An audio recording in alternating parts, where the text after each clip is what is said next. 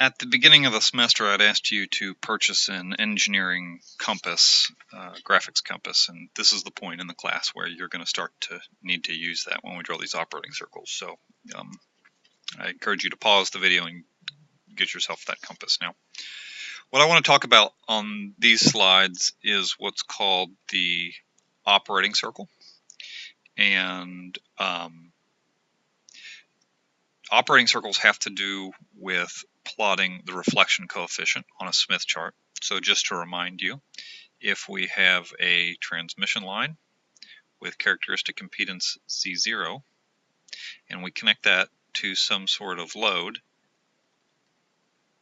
we will have a reflection coefficient at the interface between the transmission line and the load. And we calculated the reflection coefficient as the load impedance minus the characteristic impedance in the numerator of a fraction, and then in the denominator we have ZL plus Z0.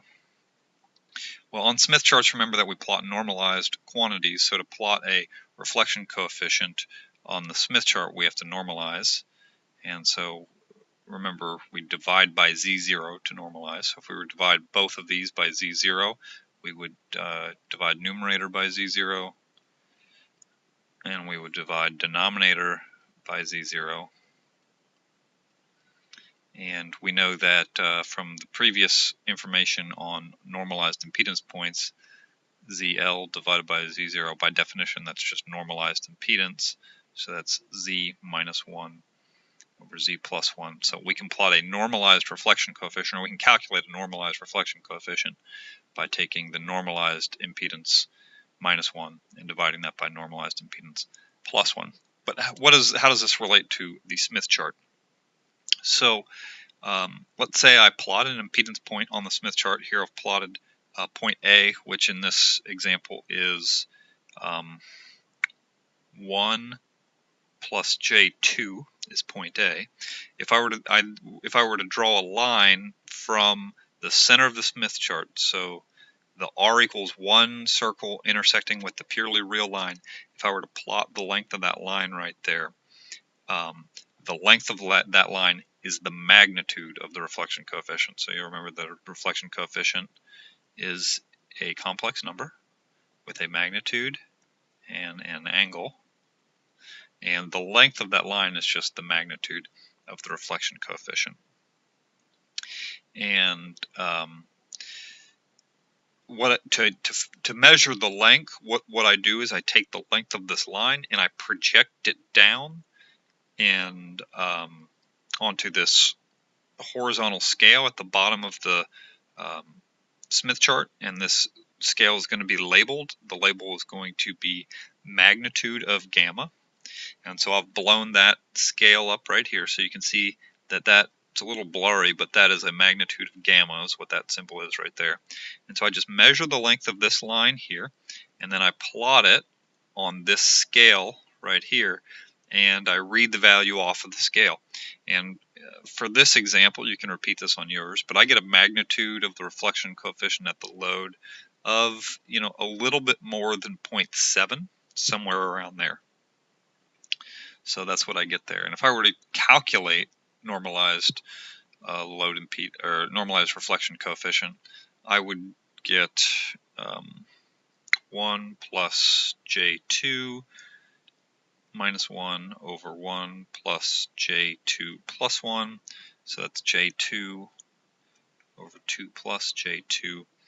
And that's 0.707 angle 0.785 radians. So the magnitude of that's 0.707. So it's about what I got there. And again, how I did that is I plotted the point A. I then drew a line from the origin to the point. I then measured the length of that line, and I translated that measurement to this magnitude of gamma scale at the bottom of the Smith chart. That's this scale right here. I've just increased its size.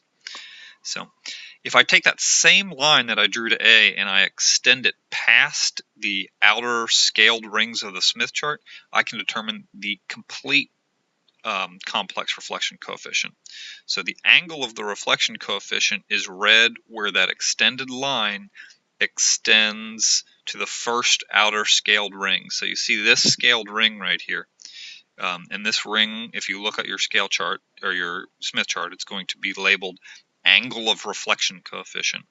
And in this case, we can see that the line intersects at 40, 42, 44, 45. So that gives us an angle of the reflection coefficient of 45 degrees. So we would get, from here, we would get 0.7 at an angle of 45 degrees, right? Which is, about 0.785 radians. So that's the roughly the same calculation using a graphical method and using a mathematical method. We can also determine the voltage standing wave ratio graphically from a Smith chart, and we see that above the magnitude of gamma scale is a VSWR scale. If I take the same length of that ray right there and plot it here, I can read VSWR, and you can see that off this scale the VSWR can be read as about 5.6 is roughly what the value of the VSWR I would get is there. So that tells us, how to calculate gamma, normalized gamma for a Smith chart, but it doesn't answer the question, well, what is this operating circle? So if I were to draw that ray from the r equals 1 intersection with the real axis to point A, and then I were to use my compass to draw a circle,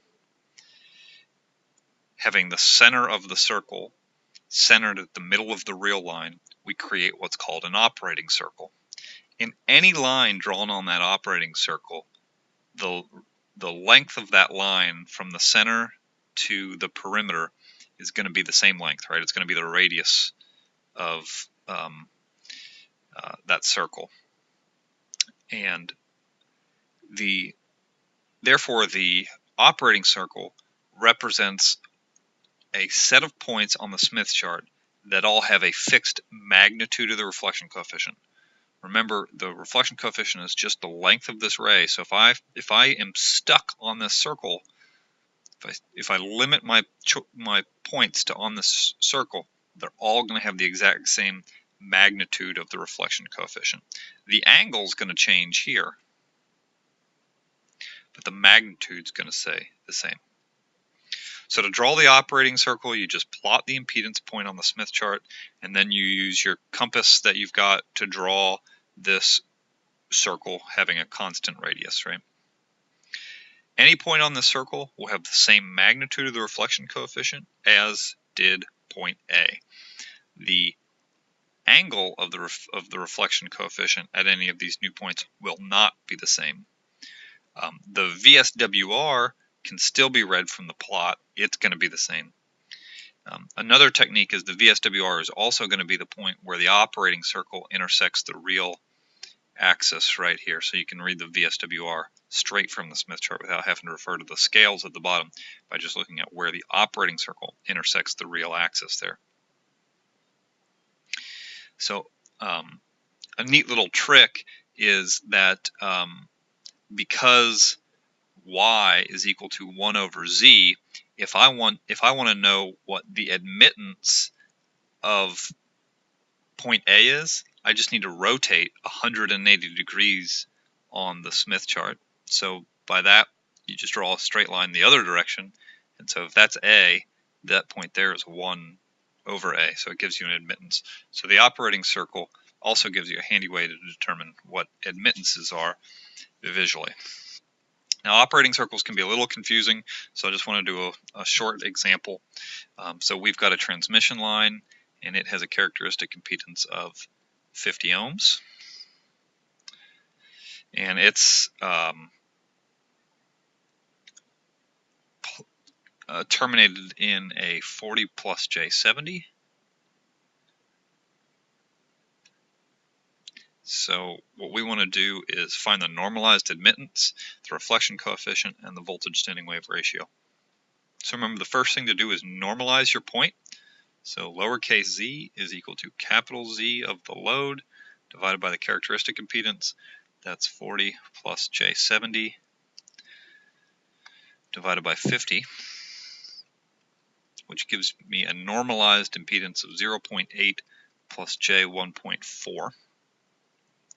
And so what I do is I find the operating circle for 0.8.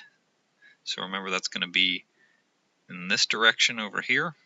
And I find, sorry, not the operating circle, I find the real circle for 0.8. And then since it's a plus J 1.4, I find the curve for 1.4. I find where those two intersect and I plot that point. Turns out that that's this point right here. The next thing I do is I go to the center of the Smith chart and I draw a straight line from the center through that impedance point out to the edge. If I measure the distance from here to here on the scale provided to me on the Smith chart, I would find that the angle of the magnitude of the reflection coefficient is 0.622. So all I did was I measured this distance here and then converted that distance down to the scale that would be at the bottom of this Smith chart. To find the angle of the reflection coefficient, what I do is I look to where this line intersects with the inner ring, the inner gradiated ring on the Smith chart, and I would find that the angle of the reflection coefficient is equal to 60 degrees. There's two ways to determine what the voltage standing wave ratio is for this combination of transmission line and load impedance. One is that I can take this length, and there is also a scale down here called VSWR, and I can just translate that length down to the VSWR scale, or I can just I could draw myself an operating circle, find out where that operating circle intersects with a purely real axis, and I would find out that the voltage standing wave ratio is about 4.42.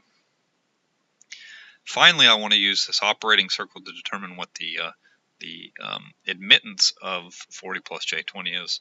And to do that, I just take this line that I've drawn, I extend it out the other direction, I find out where that line intersects with the operating circle, and I would find that Y is equal to 0.308 minus J 0.538. And I just read that directly off the Smith chart on that point right there. So that's how to use a Smith chart to calculate reflection coefficient, magnitude, angle of reflection coefficient, the voltage standing wave ratio, and to do what we call an impedance transformation, where we change from an impedance over to an admittance.